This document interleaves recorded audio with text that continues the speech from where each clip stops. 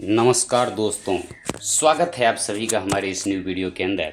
आज के वीडियो में हम जानेंगे स्टिंग की सफलता की कहानी, the success story of sting energy drink, और भी बहुत कुछ जानेंगे स्टिंग ने भारत के एनर्जी ड्रिंक बाजार को कैसे प्रभावित किया, पूरे विस्तार में डिटेल्ड वीडियो। तो चलिए शुरू करते हैं। हाल ही में आपने अपने आसपास की फार्मेसी, किराना स्टोर और रेस्टोरेंट में कौन सी एक आम चीज देखी है? जी हाँ, आपने सही अनुमान लगाया। यह स्टिंग की प्रतिष्ठित लाल बोतल है। तो आइए इस वीडियो के अंदर, इस ऑडियो बुक के अंदर इस बात पर गहराई से विचार करें कि कैसे कुछ ही वर्षों में स्टिंग सबसे प्रसिद्ध पेय पदार्थों में से एक बन गया और कैसे इसने रेडबुल और मॉन्स्टर जैसी वैश्विक दिग्गजों के साथ प्रतिस्पर्धा करने के बावजूद अपने लिए एक अलग जगह बनाई, मुकाम बनाई। तो यदि शुरुआत करें कि कैसे भारत में ऊर्जा पेय की शुरुआत हुई, तो भारत में सबसे पहले लॉन्च होने वाली एनर्जी ड्रिंक 2009 ईस्वी में रेडबुल था, जिसकी कीमत तब भी 100 रुपये से ज़्यादा थी और अब भी है। फिर 2014 ईस्वी में मॉन्स्टर आया, जिसकी कीमत भी लगभग इतनी ही है, लेकिन रेडबुल से कुछ कम है। लेकिन सन 2015 ईस्वी में मॉन्स्टर सरकारी एजेंसियों के रडार पर आ गया और इसकी सामग्री के कारण इसे प्रतिबंधित कर दिया गया, इसे बैन कर दिया गया, जिसमें ऐसे तत्व शामिल थे जो खाद्य सुरक्षा और मानक विनियम की अनुमोदित सामग्री सूची में नहीं थे। और फिर इसने भारत के एनर्जी ड्रिंक बाजार में एक शून्य पैदा कर दिया और पेप्सिको यानी कि स्टिंग की मूल कंपनी ने इस अवसर को देखा और इसका पूरा फायदा उठाया। पेप्सिको ने सोबी नामक एक ऊर्जा पेय पेश करके शुरुआत की। संभवतः आप में से अधिकांश लोगों ने मेरी तरह इसके बारे में सुना भी नहीं होगा, क्योंकि यह उस समय इतना लोकप्रिय नहीं था। लेकिन ग्राहकों द्वारा इसे अच्छी तरह से स्वीकार नहीं किया गया और कंपनी ने इसे जल्द ही बंद कर दिया। लेकिन 2017 ईस्वी में उन्होंने अपना बॉटलिंग विक्रेता वरुण बेवरेजेस यानी कि NSEVVL के साथ साझेदारी की और स्टिंग की शुरुआत की। स्टिंग को सबसे पहले वियतनाम में लॉन्च किया गया था और यह वहां तुरंत हिट हो गया था। और इस सफलता को देखते हुए कंपनी ने भारत में भी इस ड्रिंक को लॉन्च करने का फैसला किया, जो कि एक बहुत बड़ा बाजार था और जिसकी क्रय शक्ति भी लगभग उतनी ही थी या शायद थोड़ी ज़्यादा हो। स्टिंग को भारत में 250 ml कैन वेरिएंट में लॉन्च किया गया था, जिसकी कीमत 50 रुपये थी। इससे यह सुनिश्चित हो गया था कि यह न तो रेडबुल के साथ सीधे प्रतिस्पर्धा कर रहा था, जिसकी कीमत लगभग 125 रुपये तक थी, न ही थम्स अप या कोको कोला के साथ, जिनकी कीमत लगभग 30 रुपये थी। यह बीच का एक मीठा स्थान था, कुछ ऐसा ही जैसा कि वन प्लस ने अपने शुरुआती वर्षों में किया था। यदि वीडियो में आगे स्टिंग का स्वर्णिम सफर के बारे में बात करें, तो स्टिंग का असली स्वर्णिम दौर 2020 ईस्वी के बाद शुरू हुआ, जब पेप्सिको ने स्टिंग के लिए एक व्यापक किफ़ायती रणनीति अपनाने का फैसला किया और छोटी प्लास्टिक की बोतलों में बेचे जाने वाले 20 रुपये का वेरिएंट को पेश किया गया। 20 रुपये की इस बोतल को बाजार में काफ़ी पसंद किया गया। अब मात्र 20 रुपयों में ग्राहकों को एक ऐसा पेय मिल रहा था जो न केवल अच्छा था, बल्कि कैफीन की अत्यधिक मात्रा के कारण आपको तुरंत ऊर्जा भी देता था। और जल्द ही आप हर दूसरी फार्मेसी, किराना स्टोर और रेस्टोरेंट के रेफ्रिजरेटर में ये लाल प्रतिष्ठित बोतल देख सकते थे। पहले एनर्जी ड्रिंक्स को ऐसी चीज के रूप में देखा जाता था जिसे केवल खिलाड़ी और महिलाएं ही पीते थे और जिसे केवल अमीर लोग ही खरीद सकते थे।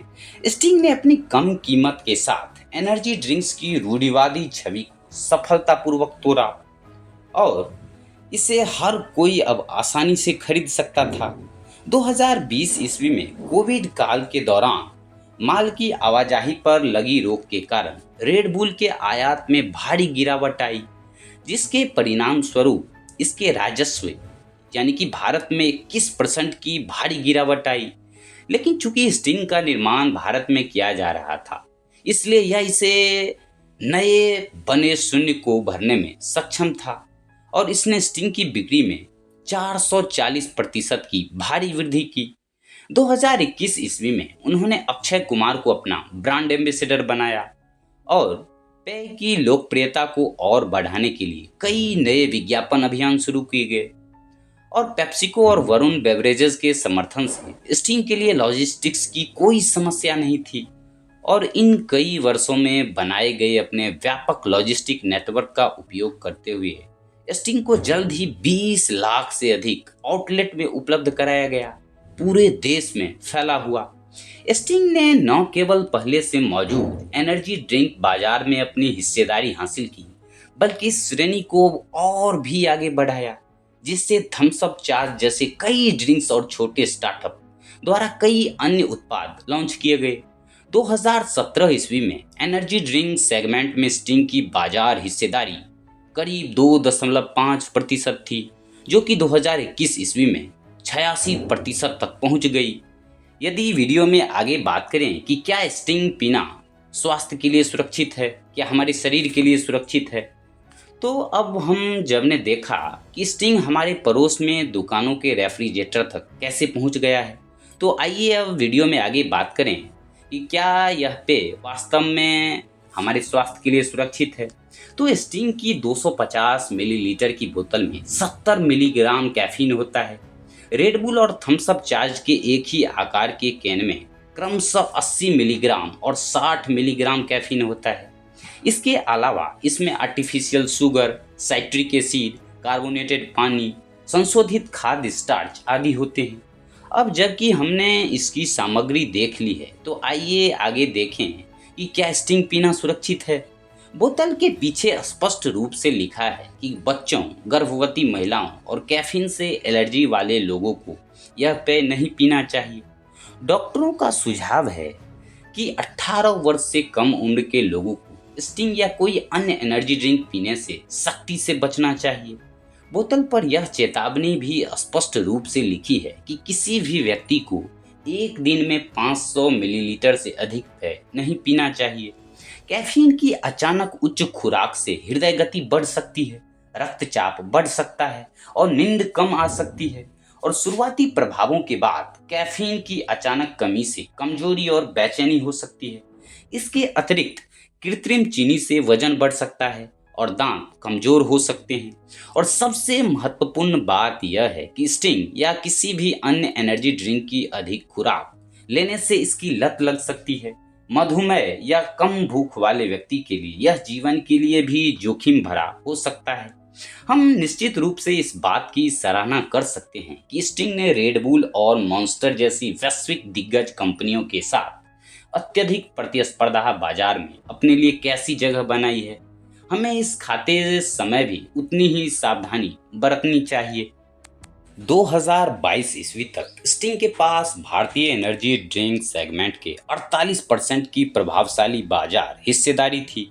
स्टिंग से पीछे रेड बुल 26%, हिल 9% और मॉन्स्टर 7%, क्लाउड 9, चार्ज्ड और तिंजा सहित अन्य एनर्जी ड्रिंक्स की संयुक्त बाजार हिस्सेदारी 10% है। भारत में पेप्सिको के बॉटलिंग पार्टनर वरुण बेवरेज ने पिछले 5 वर्षों में स्टिंग से राजस्व में उल्लेखनीय वृद्धि देखी। 2022 ईस्वी में स्टिंग ने बिक्री में 10% का योगदान दिया। स्टिंग की किफ़ायती कीमत और उपलब्धता ने इसे तेजी से अपनाया है। इस तेजी से अपनाए जाने से न सिर्फ स्टिंग की स्थिति बाजार में मजबूत हुई, बल्कि भारत में एनर्जी ड्रिंक की कुल श्रेणी का भी विस्तार हुआ है। यदि अंत में बात करें तो भारतीय एनर्जी ड्रिंक बाजार में स्टिंग का उदय रणनीति में एक मास्टर क्लास है। उपभोक्ता व्यवहार को समझने, बाजार के आंकड़ों का लाभ उठाने और प्रभावी मूल्य निर्धारण और वितरण रणनीतियों को लागू करने के द्वारा स्टिंग ने रेड बुल जैसी स्थापित दिग्गजों को भी पीछे छोड़ दिया है। तो दोस्तों, ये रहा हमारा आज का वीडियो ऑडियो बुक, जिसमें हमने बात की स्टिंग के बारे में, एनर्जी ड्रिंक के बारे में। तो आशा करता हूँ कि ये वीडियो काफ़ी अच्छा लगा होगा।